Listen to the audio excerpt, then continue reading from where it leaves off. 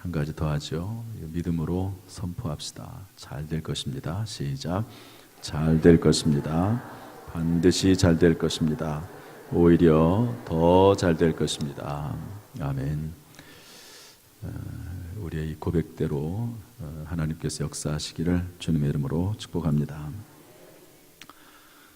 오늘 제목은 하나님께서 기억하시는 사람, 이런 제목입니다. 따라서 합시다. 하나님께서 기억하시는 사람. 지금까지 살아오면서 어떤 사람이 가장 기억에 남으십니까? 둘 중에 하나겠죠. 정말 고마운 사람, 또 하나는 정말 미운 사람. 둘 중에 하나일 겁니다. 여러분들은 정말 미운 사람이 더 기억에 나십니까? 아니면 정말 고마운 사람이 더 기억에 나십니까? 그것도 크기에 따라 다르겠죠. 정말 고마운 사람이 그 고마움의 강도가 크면 더 기억에 남겠죠. 바라기는 살아가면서 정말 고마운 사람이 우리의 만남 가운데 많아지기를 주님의 이름으로 축복합니다. 하나님께서 특별히 기억하시는 사람은 참 복받은 사람입니다. 오늘 그 사람 중에 고넬료라고 하는 사람이 있는데요. 고넬료는 로마, 당시에 전 세계를 지배했던 로마의 백부장입니다.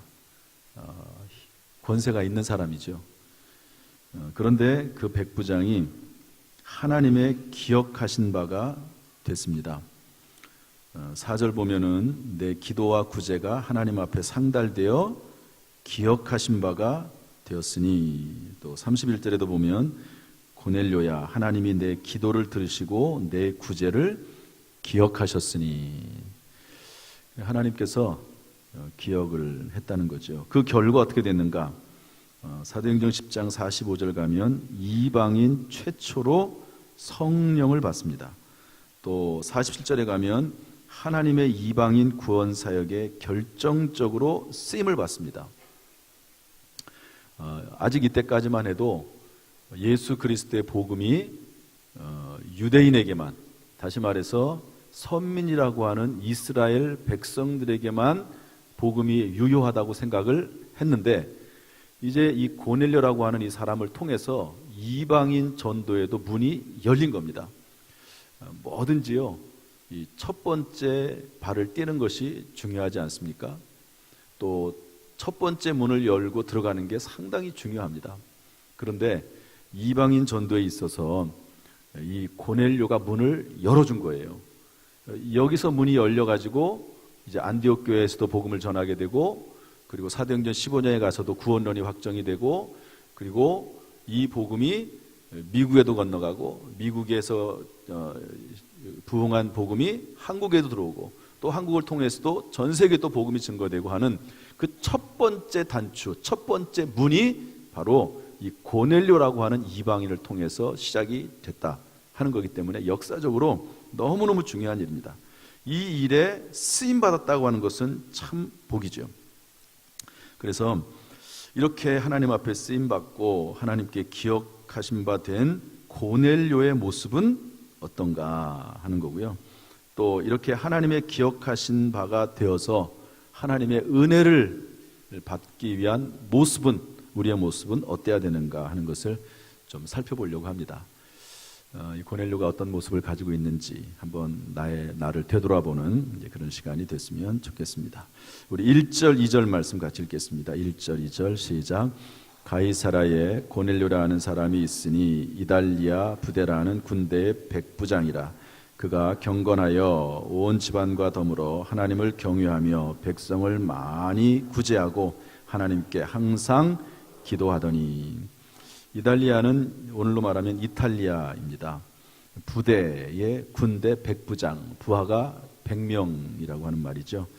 로마 군사는요 보통이 아닙니다.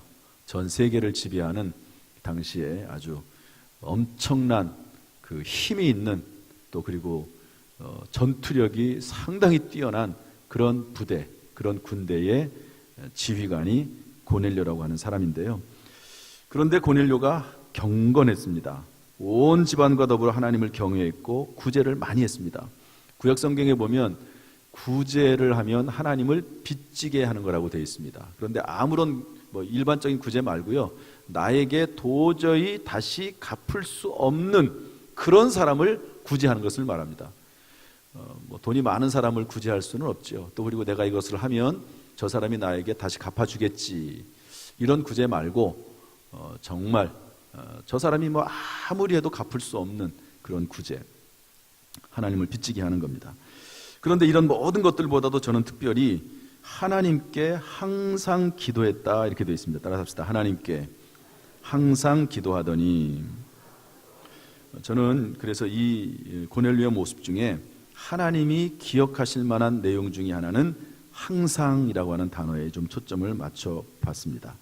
하나님의 기억하신 바가 되는 사람은 어떤 상황에서도 변함없이 하나님을 섬기려고 하는 마음이 있는 사람이다 하는 것이죠. 우리 다니엘서 3장 17절 18절 말씀 읽어보겠습니다. 시작. 왕이여, 우리가 섬기는 하나님이 계시다면 우리를 맹렬히 타는 풀무불 가운데에서 능히 건져내시겠고 왕의 손에서도 건져내시리이다. 그렇게 하지 아니하실지라도 왕이여, 우리가 왕의 신들을 섬기지도 아니하고 왕이 세우신 금 신상에게 절하지도 아니할 줄을 아옵소서. 다니엘서, 성경 다니엘서에 나오는 유명한 말씀입니다. 다니엘에게는 세 친구가 있었습니다. 사드락, 메삭, 아벳느고. 바벨론이라고 하는 나라의 포로로 끌려가서 이제 살게 됐습니다. 근데 워낙 이 사람들이 젊은이들이 똑똑하니까 왕이 데리고 이제 일을 시켰던 것 같아요. 그런데 그 나라는 우상을 섬기는 나라입니다. 한 번은 왕의 금 신상을 만들어 놓고 모든 백성들로 하여금 다 절을 하라고 하는 거예요. 그런데 사드락, 메삭, 아벳느고는 하나님을 섬기는 사람이고 우상을 숭배할 수 없다고 얘기를 합니다. 그래서 이제 죽을 수밖에 없게 됐는데 이렇게 말하는 거예요. 왕이여, 우리가 하나님이 섬긴 하나님이 우리를 그 맹렬히 타는 풀무불 가운데서도 살려주실 것입니다. 그러나 그렇게 하지 아니하실지라도, 따라서 합시다. 그렇게 하지 아니하실지라도 우리는 왕의 신들을 섬기지도 아니하고 금신상에게 절하지 않겠습니다. 이렇게 말합니다. 좋을 때도 하나님을 잘 섬겼고 또 그리고 이런 위기 가운데서도 하나님을 배신하지 않고 하나님을 잘 섬겼다. 이게 항상 하나님을 섬겼다고 하는 것이죠. 이것이 하나님께서 보시기에 아름다운 모습입니다. 우리가 늘 변함없이 하나님을 섬길 수 있는 마음이 있기를 주님의 이름으로 축복합니다. 제가 한 번은 제주도를 간 적이 있습니다. 그런데 비가 많이 왔어요. 그래서 비행기가 뜨느니 마느니 이러고 있었는데 비행기가 떴습니다. 한 제주도까지 가는데 한 40분 50분 걸리지 않습니까? 그런데 처음부터 끝까지 비가 계속 왔고 천둥도 치고 번개도 치고 날아가다가 그냥 갑자기 뚝 떨어지고 막 흔들리고 이런 일이 거의 1시간 내내 좀 지체가 돼가지고요. 1시간 내내 그렇게 됐습니다. 그러니까 사람들이 전부 막 비명을 지르고 멀미하는 사람도 있고 얼마나 힘든지 몰라요. 저도 정말 조금만 더 지나고 나면 정말 못 견디겠더라고요. 내려가지고 어떤 사람이 이런 말 하더라고요. 조금만 더 그 상태가 지속이 됐으면 비행기에서 뛰어내렸을 거라고. 그렇게까지 힘들게 이제 제주도까지 갔는데요. 그런데 사람들이 막 승무원을 불러가지고 물어보는 거예요. 어떻게 되냐고. 이러다가 비행기 떨어지는 거 아니냐고. 다시 돌아가야 되는 거 아니냐고. 어떻게 되는 거냐고. 막 물어보는데 승무원들은 전혀 요동하지 않는 거예요. 물론 책임도 있겠지만 왜 그러냐면요, 승무원들은 그런 경험을 많이 했어요. 이 정도 가지고는 비행기가 떨어지지 않는다는 걸 알 수 있고 알아왔고 그리고 몇 번 이런 상황을 다 겪었어요. 그러니까 전혀 이게 책임감을 가지고 하는 말이 아니고 그냥 이게 보면은 진짜로 이 사람들은 걱정이 없는 거예요. 물론 힘들지 않은 건 아니겠죠. 똑같이 힘들고 또 어떤 면에서는 조금 이렇게 승무원 중에서 멀미도 나오는 사람들이 그럴 수 있을지 모릅니다. 그런데 전혀 두려움이 없는 거예요. 왜 그러냐면 그런 상황을 많이 겪었기 때문에, 앞으로 어떻게 될 것을 알기 때문에 그렇습니다. 여러분, 신앙이라고 하는 것도 산전수전을 다 겪고 어려운 일을 다 겪으면서 하나님의 살아계심을 경험하고 그러다 보면 흔들리지 않는 거죠. 물론 그렇다고 해서 전혀 힘들지 않은 것은 아니에요. 그러나 그 마음속에 하나님에 대한 신뢰는 변함이 없습니다. 성경 말씀에 뭐라고 되어 있습니까? 모든 것이 합력하여 선을 이루신다고 그랬기 때문에 결국에는 잘 될 거야. 또 그리고 성경에 뭐라고 되어 있습니까? 하나님께서 우리에게 감당할 만한 시험당함을 허락하지 아니하시고 또한 시험당할 즈음에 피할 길을 내사 너희로 능히 감당하게 하시니라. 하나님의 말씀을 붙잡고 있으면은 그렇지, 하나님이 해결하게 시험을 감당할 수 있도록 하시지, 또 피할 길을 주시지, 이런 마음이 있으면, 이런 경험이 있으면 요동하지 않는 것이죠. 그러므로 여러분, 신앙이 좋다는 것은 뭐냐면요, 흔들리지 않는 것을 말해요. 변함이 없는 것을 말합니다. 신앙생활을 하다가 이제 어떤 분들은 신앙이 푹 꺼질 때가 있어요. 우울증 신자가 있을 수도 있습니다. 우울증. 신방을 갔는데 어떤 분이 우울증에 걸려서 좀 어렵다고 그러더라고요. 근데 우울증에 걸리면 어떤 현상이 나냐면 마음 자체가 너무 그야말로 우울하지요. 심지어는 아파트 같은 데서 막 뛰어내리고 싶은 마음도 막 생기고 그러지 않습니까? 사람이 낙심되고 그러면은요, 우울증이 아니래도 그런 마음이 생길 수가 있습니다. 신앙이 푹 떨어지는 거예요. 그런데 신앙생활도 우울증을 앓는 것 같은 우울증 신자가 있습니다. 또 하나는 조울증 신자가 있어요. 조울증. 기분이 좋을 때는 막 엄청 좋아요. 그리고 안 좋을 때는 또 신앙이 푹 꺼집니다. 제가 이전에도 한번 말씀드린 것 같은데, 전에 있던 교회에서 어떤 분이요, 조울증에 걸렸어요. 좋을 때는 엄청 좋아요. 안 좋을 때는 아예 교회 자체를 나오지도 못하고 집에서 그냥 계속 방에만 갇혀 있습니다. 좋을 때는 교회 나와가지고요, 사람들이 얼마나 잘하는지 몰라요.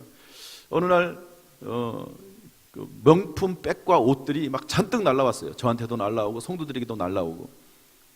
알아봤더니 그분이 보낸 거예요. 왜? 기분이 너무 좋아가지고 막 보낸 겁니다. 얼마나 돈이 비싼 것들을 보냈는지 모르는데요.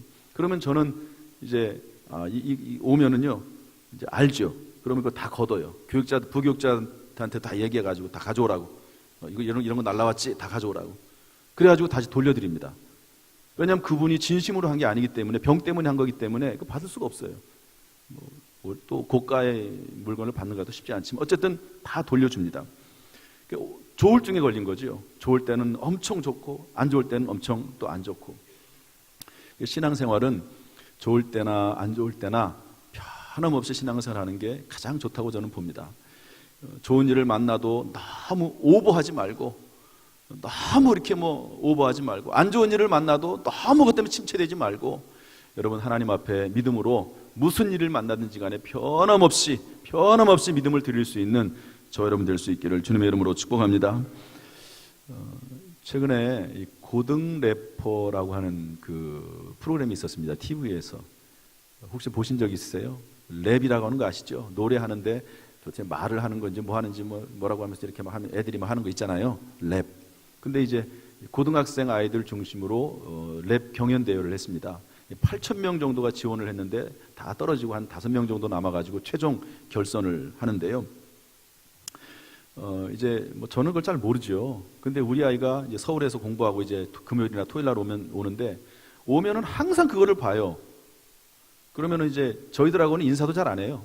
그냥 거기 앞에 가가지고 시간 되면 딱 TV에 앉아가지고 TV를 봅니다. 그러면 새벽 12시 넘어서 1시까지 할 때도 있고 그래요. 그러면 저희들은 그걸 봅니다. 왜냐하면 같이 있으면서 일주일에 한 번 만나는 건데, 그 아이하고 옆에 같이 보면서 서로 공감대도 형성이 되고 또 대화도 하고 그러면서 이제 앉아 있습니다. 또 조금 재밌기도 하고 이렇게 봅니다. 그런데 1등한 아이가 있습니다. 1등한 아이. 1등한 아이가 이제 고등학교를 자퇴하고 그리고 이제 그 대회에 나가서 이제 결국 1등을 하는데요. 한 명 한 명씩 전부 돌아가면서 이 인터뷰를 하더라고요. 그런데 인터뷰하는 내용이 참 제 귀에 들어왔어요. 뭐라고 말하냐면, 이제 고등학생인 그 아이가 뭐라고 말을 하냐면 이런 말을 하더라고요. No pain, no gain임을 철저히 깨달았다. No pain이 뭐죠? pain이라고 하는 것은 고통을 말합니다. gain이라고 하는 얻는다는 말입니다. No pain, 고통 없이 no gain, 얻는 게 없다. 자기가 래퍼가 되기 위해서, 음악가가 되기 위해서 열심히 노력을 하는데 너무너무 힘들더라는 거예요. 그러나 이런 과정을 거치지 않으면 얻는 게 없는 게 없다는 것도 안다는 거예요. 깨달았다는 거예요. 철저히 no pain, no gain이다. 여러분, 우리가 사는 세상은요, 참 그렇습니다. 고통이 있습니다. 그런데 그 다음 말이 너무 제 마음에 다가왔어요. 그러나 no pain, 고통 없이 얻는 것이 없음을 철저히 깨달았지만, 그러나 그럴수록 더욱 즐기려고 했다. 이게 자퇴한 고등학생 입에서 나오더라고요. 너무너무 힘들지만 그럼에도 불구하고 견뎌내야 된다. 그러나 그 힘든 것을 내가 최대한도로 즐기려고 했다. 이렇게 얘기하는데, 제가 그걸 보면서요, 어린 나이지만 성숙하구나 이런 생각을 했습니다. 여러분, 성숙이라는 게 뭡니까? 성숙이라는 게 아무런 문제가 없는 게 아니라, 문제가 있어도 그것을 잘 인내하고 견뎌내고 버텨내고 크게 요동하지 않고, 그런 것을 성숙하다고 볼 수 있지 않습니까? 그런데 이 고넬료가 하나님 앞에 성숙한 신앙으로 인정받는 이유는 항상 기도하고 변함없이 하나님을 꾸준하게 섬겼다고 하는 것입니다. 그러므로 여러분, 데살로니가전서 5장 16절 18절 한번 같이 읽어보겠습니다. 다 같이 데살로니가전서 5장 시작. 항상 기뻐하라, 쉬지 말고 기도하라, 범사에 감사하라. 이것이 그리스도 예수 안에서 너희를 향하신 하나님의 뜻이니라. 아멘. 항상 쉬지 말고 범사에. 여러분, 이것도 하나님이 주시는 마음입니다. 어려운 일을 만날 때 막 자꾸 낙심하고 힘들고 다 그만두고 싶을 때가 많이 있어요. 그런데 하나님께 기도하다 보면, 또 하나님이 힘을 주시면 변함없이 하나님을 섬길 수 있습니다.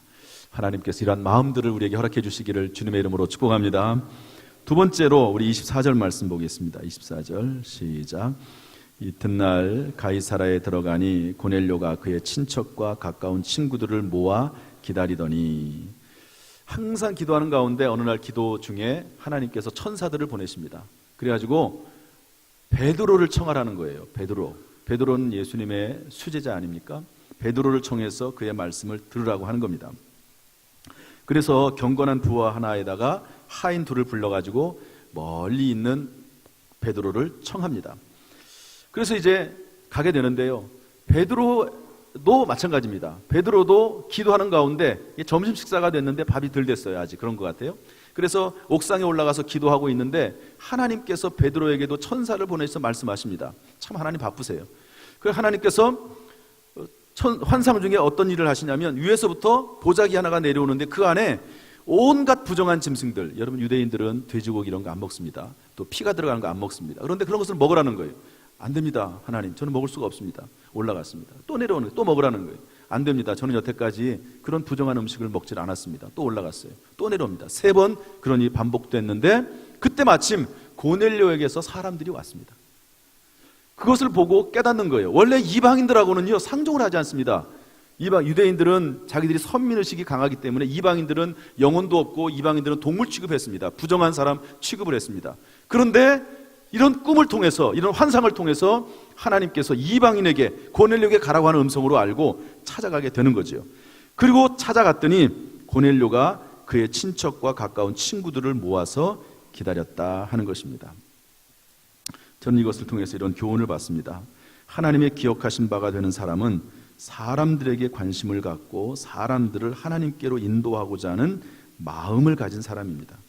위로는 하나님을 변함없이 섬기고, 그리고 밑으로는 또는 옆으로는 사람에게 관심을 가지고 있으면서 그 사람들을 하나님께로 인도하고자 하는 그런 선한 마음이 있는 거죠. 우리 사도행전 18장 26절 말씀 한번 읽어보겠습니다. 다 같이 읽어보죠. 시작. 그가 회당에서 담대히 말하기를 시작하거늘 브리스길라와 아굴라가 듣고 데려다가 하나님의 도를 더 정확하게 풀어 이르더라. 여기서 말하는 그는, 회당에서 담대히 말하기를 시작하는 그는 아볼로입니다. 여기서는 이 지역은 에베소인데요, 아볼로가 언변과 성경에 능통하다고 되어 있습니다. 그러나 요한의 세례만 아는 거예요. 다시 말해서 예수 그리스도에 대해서 알기는 알지만 성령을 모르고 잘 모르는 거예요. 우리로 말하면 2%가 부족한 거예요. 그런데 이것을 보고 저 사람이 좀 부족하네, 문제가 있네, 이렇게 끝나지 않고 브리스길라 아굴라 부부가 그를 데려다가 하나님의 도를 더 정확히 풀어 일러줍니다. 여러분, 브리스길라 아굴라가 누굽니까? 사도 바울의 일행이에요. 바울의 목숨을 위해서 목이라도 내놓을 정도였다라고 말했던 그 충성스러운 사람 브리스길라 아굴라, 그가 데려다가 좀 더 자세히 하나님의 말씀을 풀어주는 것을 볼 수가 있습니다. 그냥 놔둘 수도 있죠. 처녀 처음 만나는 생면부지인 사람인데 뭐 그렇게 안 할 수도 있습니다. 그런데 그를 사랑하는 마음을 가지고 그에게 다가가서 먼저 그를 초청을 하고 그리고 그에게 하나님 말씀을 전해주는 것을 볼 수가 있습니다. 내가 할 수 있는 일을 하는 거예요. 내가 못하는 일이라면 어쩔 수 없지만 내가 사랑의 마음을 가지고 그들에게 나가는 것을 볼 수가 있습니다. 여러분 참 귀하지 않습니까? 좀 어려운 사람들 또는 잘 모르는 사람들, 이런 사람들에게 겸손하게 다가가서 그 사람들을 데려다가 하나님 말씀 가르쳐주고 권면하고 결과는 하나님께 맡기는 거예요. 그렇게 하는 모습이 참 하나님께서 보시기에 기억할 만한 모습이었습니다. 그러므로 우리는 히브리서 10장 24절 25절 말씀 같이 읽어보겠습니다. 히브리서 10장 24절 25절 시작. 서로 돌아보아 사랑과 선행을 격려하며 모이기를 패하는 어떤 사람들의 습관과 같이 하지 말고 오직 권하여 그날이 가까움을 볼수록 더욱 그리하자. 서로 돌아보고 격려하고 서로 권하는 겁니다. 제가 요즘 구역 대신방을 하면서 우리 성도들을 만나면서 계속하는 말이 있습니다. 구역 인도자 모임을 하면서 계속하는 말이 있습니다. 신앙생활에 성공하고 신앙이 승리하기 위해서, 성숙하기 위해서는 두 날개로 날아야 된다. 신앙의 두 날개. 하나는 성전 예배고 하나는 구역 모임이고 그리고 사역이다. 팀 사역이다. 성전 예배를 통해서는 하나님과의 만남이 있고 그리고 소그룹 모임을 통해서는 사람과의 만남이 있다. 성경은 철저히 하나님을 만날 뿐만 아니라 사람들끼리도 만나면서 함께 신앙생활을 하기를 원하는 것이 성경적인 교훈입니다. 여러분 한 날개로는 날아갈 수가 없어요. 신앙생활 10년 20년 해도 신앙이 성장하지 못하는 이유는 사람의 만남이 없을 때 그게 그렇게 될 수 있는 것입니다. 그러므로 여러분 우리 먼저 된 자들이 되도록이면 할 수만 있으면 주변에 있는 사람들 좀 잘 이렇게 돌아보아서 함께 신앙생활을 할 수 있도록 그를 위해서 기도해주고 권면하는 그런 복된 사람, 하나님이 기억하실 만한 사람 될 수 있기를 주님의 이름으로 축복합니다. 세 번째로 우리 33절 말씀 읽어보겠습니다. 33절 시작. 내가 곧 당신에게 사람을 보내었는데 오셨으니 잘하였나이다. 이제 우리는 주께서 당신에게 명하신 모든 것을 듣고자 하여 다 하나님 앞에 있나이다. 베드로가 왔는데요, 다 사람들을 모아놨다고 했잖아요. 그런데 베드로가 오자 그 바들의 발 앞에 엎드립니다. 베드로가 이렇게 세우지요. 나도 사람이라고. 그런데 지금까지 자초지정을 다 얘기하면서 이제 당신께서 우리에게 오셨으니까 주님께서, 하나님께서 하신 말씀을 좀 전해 주십시오. 우리가 다 하나님 앞에 있나이다. 여러분 베드로 앞에 있지 않습니까? 그런데 베드로가 말씀하시는 그 말씀을 베드로의 말로 듣지 아니하고 하나님의 말씀으로 듣는 겸손함이 있는 것이죠. 여러분 제가 이 시기에 설교를 하는데요, 이 설교 말씀을 그냥 단순하게 사람의 말로 듣지 아니하고 하나님의 말씀으로 듣는다는 거예요. 여러분 제가 성경에서 벗어난 말씀을 하거나 성경이 아닌 이야기를 하면 잊어버리십시오. 그러나 이 말씀이 성경에 근거해서 성경을 통해서 하신 말이라고 하면 그 말씀을 하나님의 말씀이라고 듣는 그런 겸손한 마음, 열린 귀가 있을 수 있기를 주님의 이름으로 축복합니다. 여기서 얻을 수 있는 교훈은 하나님의 기억하신 바 되는 사람은 하나님의 관점으로, 성경의 관점으로 사물을 판단하는 마음이 있다고 하는 것입니다. 신앙생활은 다름이 아니라 하나님의 관점으로 또 성경의 관점으로 사물을 바라보는 거예요. 그게 신앙입니다. 세상 사람들은 자기의 기준을 가지고 판단합니다. 자기가 옳다고 하면 옳은 거예요. 자기가 틀리다고 하면 틀린 거예요. 그러나 우리의 판단의 기준은 하나님의 말씀, 하나님께 있는 줄로 믿습니다. 신앙생활입니다. 이런 겸손한 마음이 있으면 하나님께서 어찌 그를 외면하시겠습니까? 주의 은혜가 우리 모든 성도들에게 충만하기를 주님의 이름으로 축복합니다. 마지막 네 번째 우리 48절 말씀 읽어보겠습니다. 48절 시작. 명하여 예수 그리스도의 이름으로 세례를 베풀라 하니라. 그들이 베드로에게 며칠 더 머물기를 청하니라. 그래서 이제 베드로가 그 말을 듣고 설교합니다. 설교에 대한 내용이 쭉 나와 있는데요, 상당히 중요한 내용인데 결론은 이렇습니다. 예수 그리스도의 이름을 힘입어 죄사함 받는다. 따라서 합시다. 예수님의 이름을 힘입어 죄사함을 받습니다. 그렇게 이제 설교를 딱 하는데 설교를 하고 있는 중에 성령이 이들에게 내려옵니다.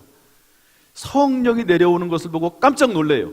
아니 우리 유대인들만 아니라 선민들에게만 성령을 주시는 것이 아니라 이방인들도 성령을 내리시는 것을 알고 놀라고요. 그리고 이들에게 세례를 베풉니다. 그랬더니 너무너무 감사한 거예요, 고넬료가. 그래서 베드로 일행이 더 여기 머물면서, 여러분 백부장이 얼마나 바쁘겠습니까?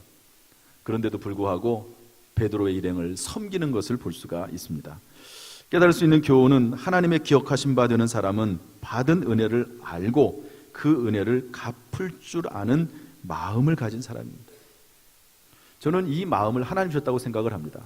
그리고 이런 마음 자체가 이미 이 사람은 복받은 사람입니다. 행위 여부를 떠나서 참 거룩하고 복된 마음을 가진 것이죠. 한 가지만 이야기하고 오늘 말씀을 정리하겠습니다. 35년 만에 제가 옛날 여자친구를 만났습니다. 이랬더니 2부 때 우리 집사람을 다 쳐다보더라고요. 우리 집사람하고 같이 만났습니다. 그 여자친구도 남편 데리고 나와서 같이 만났습니다. 여자친구라고 하는 게 뭐 사귀었다는 말이 아니고요. 제가 모교에 제가 35년 전에 모교에 있을 때 그 교회 동기입니다. 동기. 그런데 이제 남편이 구청 직원인데 정년을 하게 돼서 이제 6개월을 남겨두고는 출근을 안 한다고 그러더라고요. 출근 안 하고 그냥 월급은 다 받는데 출근 안 하고, 그래서 여기저기 다니면서 여행도 하고 그러고 있더라고요. 그 남편이 교회는 등록을 했는데 예배는 안 드려요. 이제 아이들하고 아내를 차로 태워다 주고 그 아이들은 들어가고 아내는 들어가고 자기는 차 안에 있다가 나오면은 다시 이제 데리고 가는 이제 그런 분입니다. 거기까지만 해도 감사하죠, 뭐. 그런 분인데 그 우리 동기가 믿지 않는 남편 만나고 또 믿지 않는 시부모님을 모시고 아주 시집살이를 아주 심하게 했습니다. 시어머니가 지금도 살아계신데요. 항상 식사를 차려드려야 돼요. 아침, 점심, 저녁 세 끼를 다 차려드려야 됩니다. 그러니까 어디 나갔다가도 다시 들어와야 돼요. 밥을 차려주기 위해서. 뭐 그 외에도 뭐 엄청난 일들을 많이 했습니다. 제가 1부 때는 모르고 그런 얘기들을 대충 했거든요. 그랬더니 우리 집사람이 그런 얘기 하지 말라고 그러더라고요. 좀 이렇게 개인 프라이버시 문제도 있고 그래서 제가 안 하겠다고 얘기했는데, 어쨌든 그럼에도 불구하고요, 남편은 공무원이고 본인은 수학 과외를 하면서 지금까지 그 어려운 일을 견디고 버텨왔습니다. 믿음으로 견뎠고 가정을 잘 지켜냈어요. 그럼에도 불구하고 두 아들이 믿음으로 잘 자랐더라고요. 두 아들이. 나이를 물어보니까 우리 아이들보다 나이가 조금씩 다 많아요. 그러니까 이제 서로 자기 딸, 아들, 저희는 딸만 둘이 있잖아요. 그건 아들만 둘이 있고, 그러니까 나이가 또 우리 아이들보다 많으니까 또 이런저런 얘기를 많이 하더라고요. 관심 있는 것 같기도 하고, 저희도 또 이렇게 이런 얘기하고 그렇게 지냈습니다. 제가 이제 점심 식사 맛있게 당진에서 제일 맛있는 집 이제 가가지고 대접하고 그렇게 했는데, 그런데 오기 전에 이런 얘기를 하려는 게 아니라, 오기 전에 저희 아내를 통해서 교회 통장 번호를 알려달라는 거예요. 통장 번호를. 그래서 알려줬더니 105만 원을 입금을 했습니다. 왜 그러냐면 이 분이 우리 동기가 시골에 살았는데 서울에 올라와가지고 저희 아내의 전도를 받아가지고 교회 등록을 한 겁니다. 학생 때 등록을 했는데 가정이 어려워요. 동생 데리고 자취하면서 살고 있는데 가정이 어렵습니다. 그런데 교회에서 장학금을 줬어요. 근데 그 장학금을 전달해 준 사람이 그때 저희 아버지 장로님이신데요, 전달을 해줬어요. 그러니까 저희 아버지에게 감사하고, 그 다음에 저희 아내의 이제 어머니, 저희는 장모님이죠. 장모님이 이제 이 두 아이가 뭐 서울에 와가지고 고생하니까 반찬도 갖다 주고 이렇게 해서 그 아이들을 많이 도와줬어요. 그게 너무너무 고맙고 감사해서 그것을 갚고 싶은 마음이 있는 거예요. 그런데 그것을 35년 만에 만나면서 갚겠다고. 105만 원이 어떤 의미냐면, 요즘 고등학교 뭐 분기별로 낼 겁니다. 아마 한 분기가 35만 원인가 봐요. 35만 원 곱하기 3명, 그래가지고 105만 원을 입금을 했더라고요. 제가 그 친구와 그 남편하고 얘기를 오래 했습니다. 밥 먹으면서도 얘기를 많이 하고, 제가 그 남편에게 어찌됐든지 간에 좀 하나님 말씀을 전하고 교회 잘 다니게 하려고 했는데요. 참 요리조리 잘 빠져나가더라고요. 그래가지고 어쨌든 시도를 많이 애를 썼는데, 그렇게 그래도 아내 데리고 이렇게 계속 교회 나가고 그런 걸 보면 그나마 감사하지요. 참 믿음이 있기 때문에 가능했다는 생각을 해요. 그 어려운 시집살이와 그 고난의 세월을 잘 견뎌내고 결국에는 그 두 아들을 믿음으로 잘 길러낸 것이 너무너무 참 아름답고, 그리고 얘기를 하는데 저는 참 고생을 한 사람이 그래서 그런지 몰라도 참 그 말 한마디 한마디가 참 깊다 하는 그런 생각을 해보게 됐습니다. 이런 모든 일을 감당할 수 있었던 이유가 뭡니까? 비결이 뭡니까? 예수 그리스도를 믿는 믿음이에요. 예수 그리스도에게 받은 그 은혜를 마음속에 소유하고 있기 때문에 그 은혜와 그 믿음을 가지고 견뎌내고 버텨내서 지금까지 왔다고 볼 수가 있습니다.